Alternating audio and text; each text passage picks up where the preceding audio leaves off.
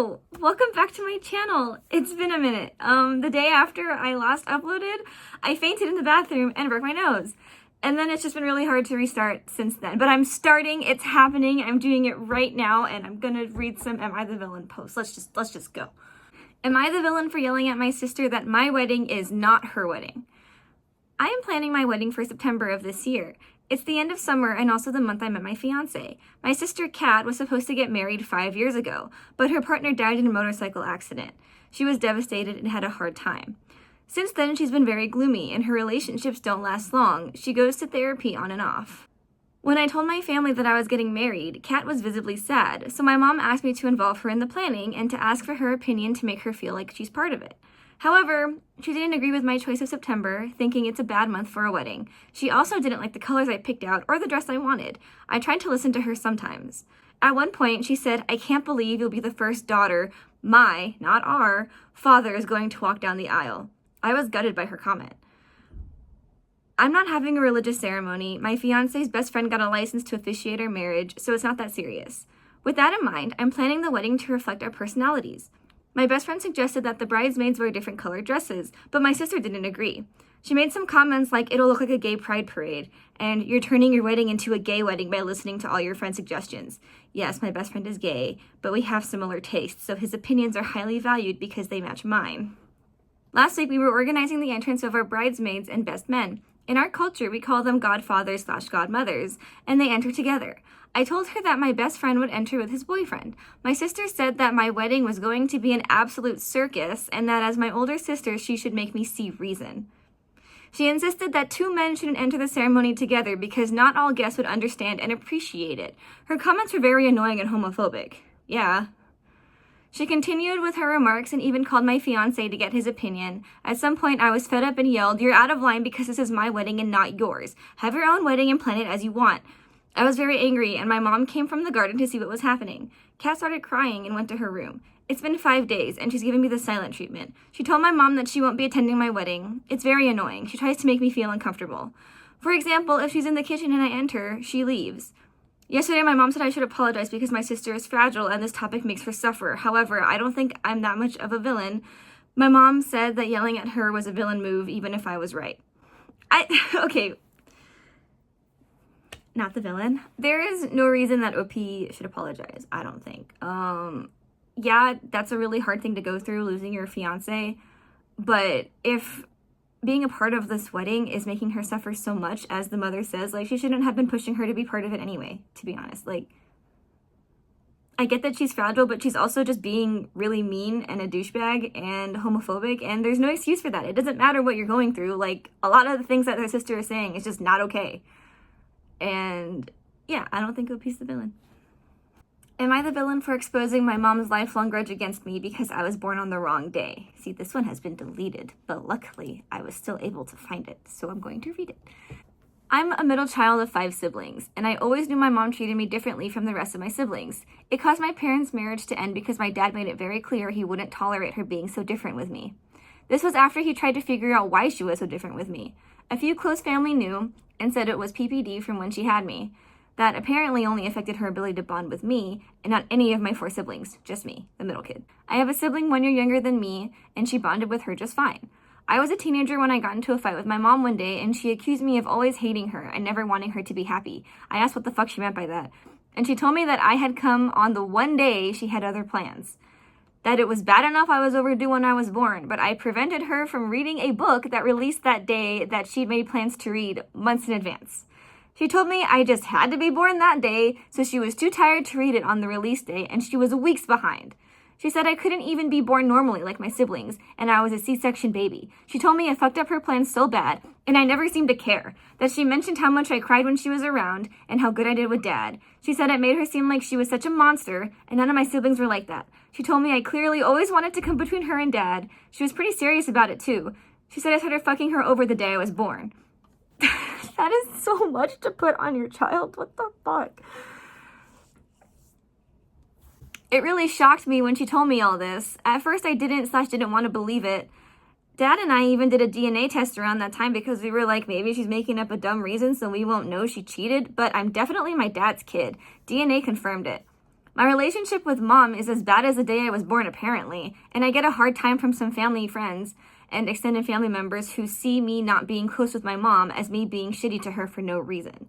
They put the bad relationship on me, and at my grandparents' house on Saturday, I got so tired of the comments and mom sneering at me the whole time that I exposed what she said to me when I was a teenager and the blame she put on me being born on the wrong day for a bad relationship. Mom half admitted it because she got so angry she verbally lashed out at me. I created a shit show, and some family members think I made a big deal out of nothing, but others were disgusted with mom. I was told I was wrong to expose her like that. Mom told me I had no business doing that. So I ask, am I the villain? No! What the fuck? Whoever says that you're wrong for exposing mom is terrible, awful, horrible human being. Saying that you made a big deal out of nothing, she literally hated you for something that was so out of your control. Like, this is insane. I don't know how else to describe this behavior. Like, there is no reason that she should be blaming her own child for something so out of his control. The part where she's like, and you didn't even seem to care. You were a baby. What? You don't even know what books are. This one's wild. Not the villain. The people who are still siding with your mom, I would not talk to them anymore because this is disgusting. And honestly, good on your dad for taking care of you and sticking with you because what? Am I the villain for dismissing my sister, saying I need to rename my son because it's on her baby list, and telling my parents she better buy the rights for names if she wants to stop people using them? I'm gonna go with no, but let's see what happens. This is so petty, but maybe I went too far. I have an older sister, Jade, who is not in a relationship, is not pregnant, and is not planning to have kids anytime soon. Well, I had my son a few days ago.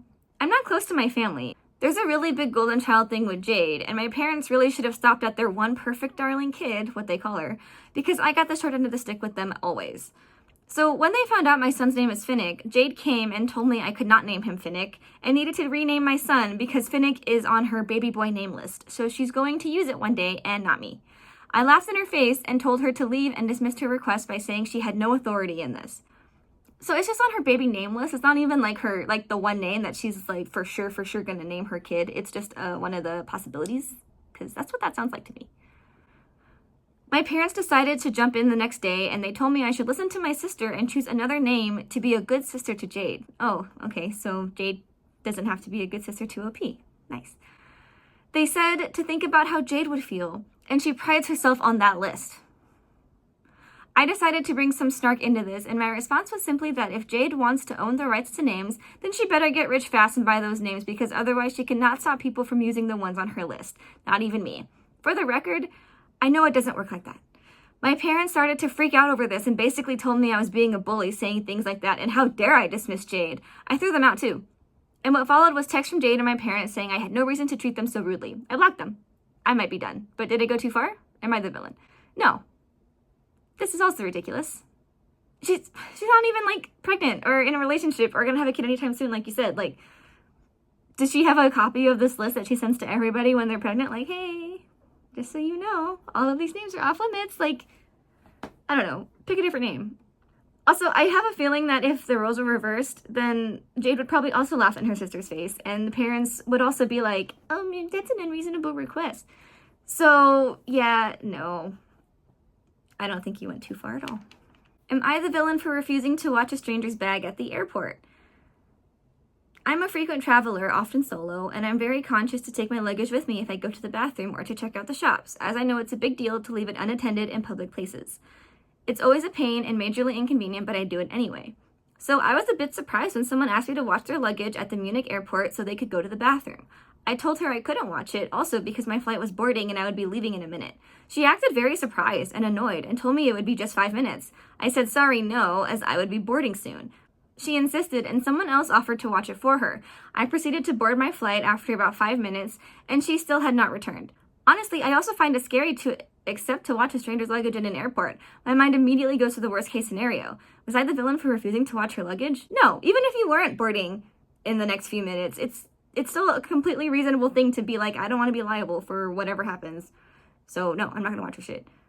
Like, she should just take it with her. You're not supposed to leave your luggage unattended anyway. especially if you're leaving in 5 minutes. I don't understand why she's so entitled to think, oh, you should still watch my luggage. How dare you not watch my luggage? Like, what does she want you to do? Leave it there when you go board? Wait and miss your flight in case she's not back in 5 minutes?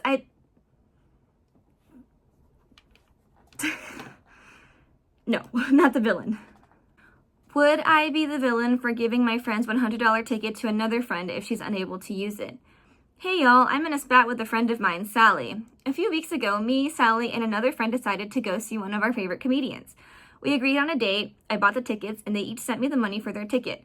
The tickets were $100 a piece. Good venue, good seats, prominent/famous comedian. Late last week, Sally told me she couldn't go anymore due to a scheduling conflict with her work that she had misscheduled. She asked if there was any way I could send her the $100 back. Because the ticket is non-refundable, I told Sally that I would send her the money back if someone else could buy the ticket from me, or if Sally could find someone to buy the ticket from her.